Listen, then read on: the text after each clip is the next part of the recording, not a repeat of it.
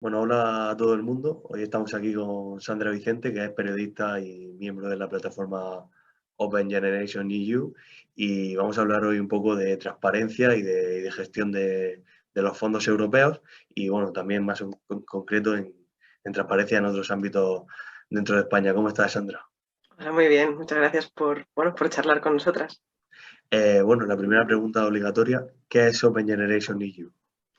Pues Open Generation EU es una plataforma de la sociedad civil formada por diversas entidades. Ahora mismo aglutinamos a más de 35 entidades de la sociedad civil y a decenas de personas que son expertas, periodistas, a personas que participan a título individual, que nos constituimos durante el tercer trimestre del año 2020, cuando empezamos a oír hablar mucho de la llegada de los fondos europeos y nos empezaron a preocupar algunas cosas, ¿no?, de la gestión que se nos estaba contando. Nos preocupaba sobre todo que esa gestión no iba a ser transparente y que, por lo tanto, corríamos el riesgo de que estos 140.000 millones de euros que va a recibir el Estado español pues acabaran en manos de las grandes empresas, que no fueran accesibles para pequeñas empresas, para autónomos, economía social y solidaria, y sobre todo que se incumplieran algunos objetivos bueno, que la ciudadanía no supiera para qué estaba siendo este dinero y que no tuviera la capacidad de incidir en estos procesos, porque el dinero es de todos y de todas y la crisis la sufrimos todos y todas. Entonces, la necesidad de participar en este proceso, y por eso nos formamos, ¿no?, para tener un órgano muy colegiado que pudiera hacer presión y observar cómo se estaba dando esta gestión. Antes de entrar un poco en materia, presentar un poquito las bases, porque todo el mundo, bueno, tiene en su cabeza más o menos un concepto de transparencia, pero ¿qué es o qué debería ser la transparencia efectiva? Porque hay muchos organismos que se llenan la boca hablando de esta transparencia, pero luego a la hora de la verdad quizá vemos más opacidad de la que nos gustaría. Ujú. Bueno, para empezar hay que diferenciar, tú lo has dicho, ¿no? Transparencia, para nosotros la transparencia debería ser siempre activa. La ley de transparencia es muy de mínimos, la que tenemos en este país, que data de 2013, se nos garantiza una transparencia muy de mínimos, como decía, ¿no? Se nos dan muy pocas informaciones, la mayoría de ellas están sujetas a algún tipo de secreto, y la gran parte de informaciones que a nosotros nos gustaría acceder para poder fiscalizar a los poderes públicos se tienen que pedir a través de los portales de transparencia. Son procesos muy largos que muchas veces acaban en saco roto. Entonces, nosotros lo que pedimos, para nosotros la transparencia es transparencia activa, es decir, que los poderes públicos publiquen y hagan públicos los datos y las informaciones de manera proactiva, es decir, que no tengamos que pedirlo nosotras. Y en este sentido, si tuviéramos acceso a todos los datos de manera abierta, de manera que no, por ejemplo, que no tuviéramos que identificarnos, ¿no? Porque ahora mismo, por ejemplo, necesitas una identificación electrónica, o necesitas poner tu nombre y apellidos o decir para qué quieres la información.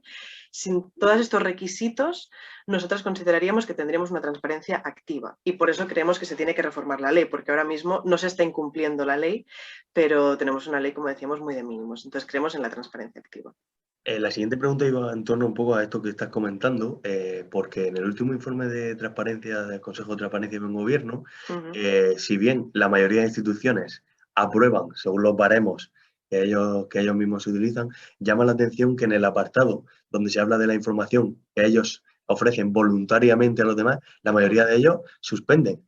Ujú, Tenemos en España entonces una transparencia que únicamente es reactiva y se pone ujú. trabas a esta información que debería ser publicada por ellos de manera proactiva, como decíamos.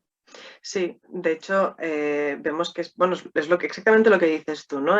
Según las normas del Consejo de Transparencia y Buen Gobierno, pues cuando se tiene que dar una información, hay una serie de leyes, o hay una serie de principios que protegen muchísimo a las administraciones públicas, sobre todo cuando hablamos de temas económicos y empresariales, y cuando hablamos de temas de fuerzas y cuerpos de seguridad del Estado, que estén amparados por la seguridad nacional, ¿no? Entonces, hay un montón de normas que amparan a estas administraciones, a estos ministerios, para no tener que publicar ciertas informaciones, y eso nos deja muy a la pata coja, ¿no? Y realmente también hay que recordar que el Consejo de Transparencia y Buen Gobierno no tiene capacidad para castigar o para reprender a las administraciones que incumplen la ley de transparencia. El Consejo de Transparencia simplemente avisa y les dice que se está incumpliendo la ley, pero la administración, el ministerio en cuestión, no tiene ningún tipo de obligación de hacer caso al Consejo de Transparencia. Por lo tanto, estamos completamente desamparados y desamparadas. Algunas instituciones arguyen que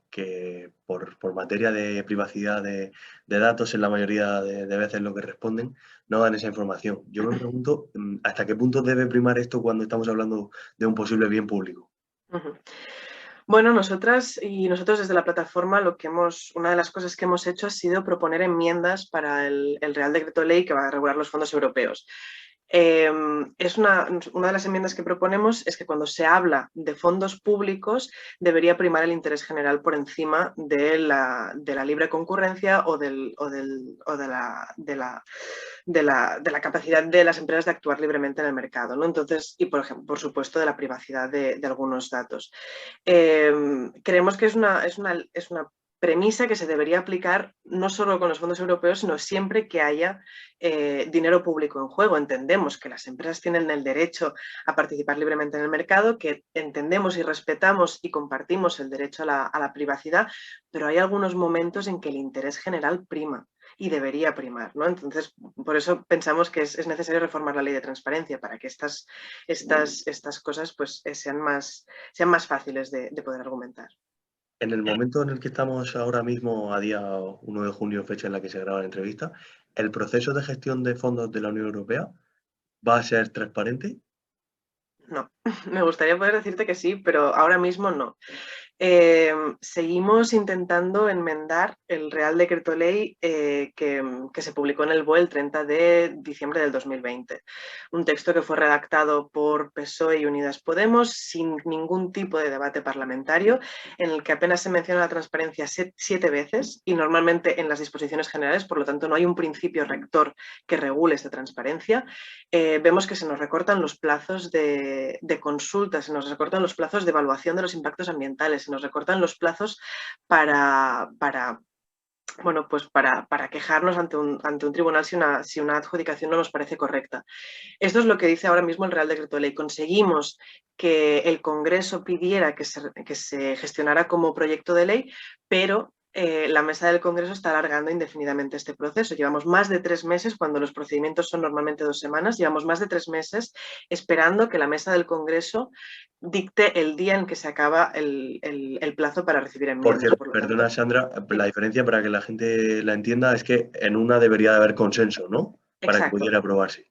Exacto, un Real Decreto Ley se publica en el BOE simplemente redactado por el Gobierno y una ley pues tiene que haber debate parlamentario, ¿no? Entonces, estamos ahí esperando y la mesa del Congreso nos está frenando este debate parlamentario. Ya estamos en un momento en que el Gobierno no nos permite debatir democráticamente una ley, entonces no tenemos ningún tipo de esperanza de que si se aplica la ley que hay ahora mismo, los fondos sean gestionados de manera transparente.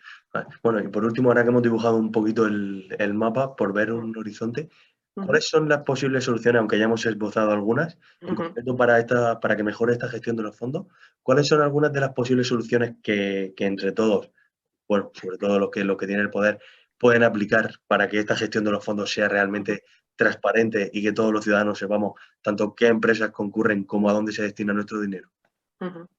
Pues lo primero sería, para empezar, una cosa muy básica, que es cumplir la ley de transparencia y cumplir la ley de contratación pública.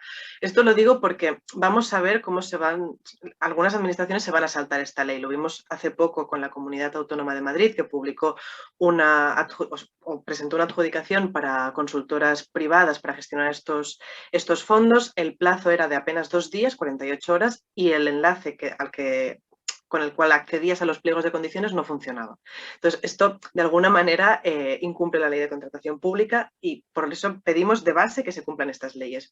Luego, ¿qué pedimos también? Pues que no se apliquen los principios de emergencia. El Gobierno nos dice que los fondos tienen que llegar, que la crisis es muy grave y lo es, pero consideramos que el vísteme despacio que tengo prisa en este momento prima. Entonces, que no se nos recorten los plazos para acceder a los fondos, porque eso dará muchísima ventaja a las grandes empresas. Pedimos que toda la información sea pública de manera activa, lo que decíamos antes, ¿no? Que se hagan informes para las contrataciones de más de 500.000 euros, que sean informes que se publiquen cada mes, que sean abiertos por defecto.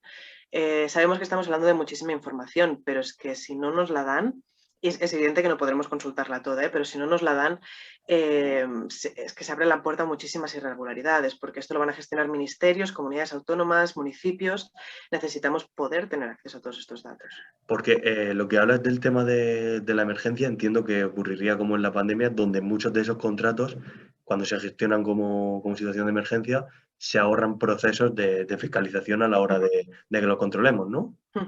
Sí, en ese caso, durante el estado de alarma, en la contratación por la vía de emergencia tiene una serie de condicionalidades. En este caso, las condicionalidades que son recortadas son especificadas en el Real Decreto Ley del cual os hablaba, pero más o menos son las mismas. Es decir, se nos recortan los plazos a la mitad, tienen algunas garantías más, pero más o menos la intención va por el mismo camino. Pues Sandra, muchísimas gracias por tu intervención. Ojalá Muchísimas gracias. tengáis mucha suerte porque será para el bien de todos. Muchísimas gracias a vosotros.